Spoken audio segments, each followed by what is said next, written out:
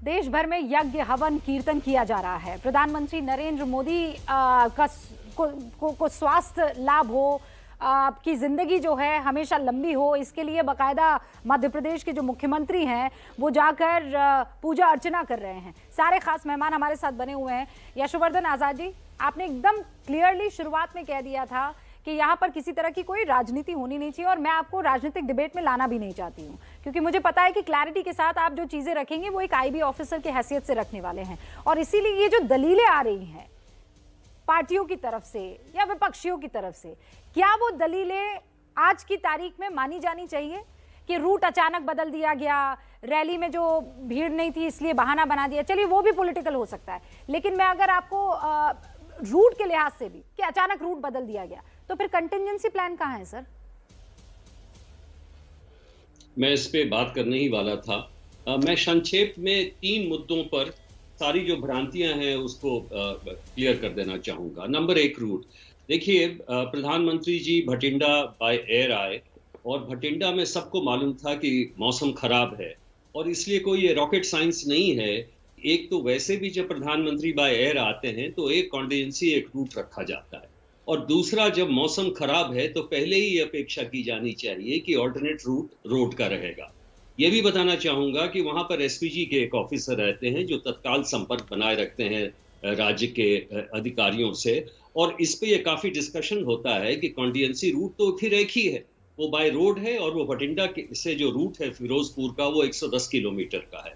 तो आजकल मोबाइल्स है, सबको मालूम, अगर प्रधानमंत्री का काफिला बाय रोड जा रहा है तो लोगों को पता लगेगा ही। तो लीक वीक वैसी बात जो है वो सही नहीं, और इसलिए ये कॉन्टिजेंसी रूट पे जो प्लानिंग पहले से कर दी गई थी, और इसमें अधिकारी भी लगा दिए गए थे, बल्कि ये भी कहा गया था कि उस स्ट्रेच के अधिकारी जो इंचार्ज में थे वो मोगा शायद एसएसपी थे। लेकिन देखिए, प्रैक्टिकल हमें यह भी मानना चाहिए कि इलेक्शन के समय में 120 किलोमीटर का रूट बिल्कुल ही सैनिटाइज नहीं हो सकता है, और इसलिए अगर मान लीजिए प्रदर्शनकारी आ गए तो आ गए, लेकिन उनको क्लियर करने के लिए साथ में पुलिस का एक पूरा अमला चलता है, आगे में वार्नर चलती है, आगे में एक टास्क फोर्स भी चलता है जो कि इसको क्लियर करता है।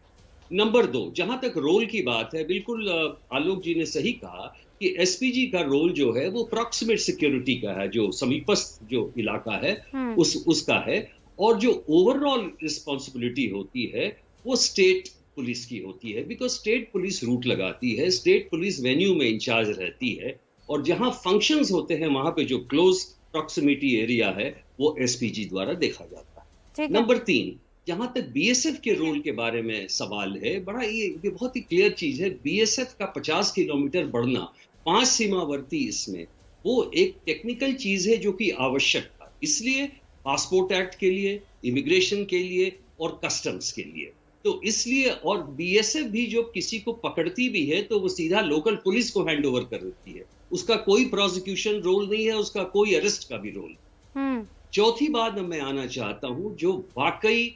गैप या फॉल्ट या लैप्स या त्रुटि कैसे हुई। त्रुटि ये हुई कि जब 110 किलोमीटर बाद वहां पे ये लोग नहीं हटे, इनको पता लग गया था ये आ गए थे वहां पे, जब ये नहीं हटे, पुलिस फोर्स के नेतृत्व ने वहां पे एक हेसिटेशन दिखाया,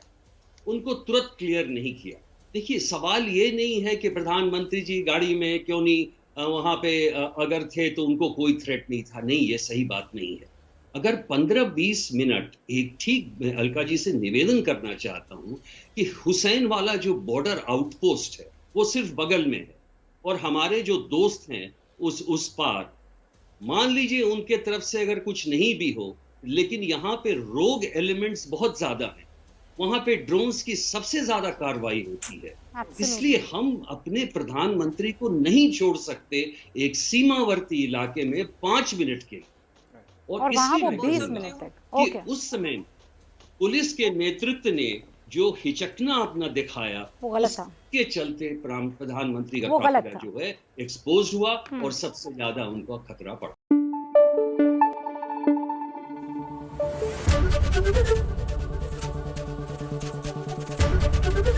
एबीपी न्यूज आपको रखे आगे।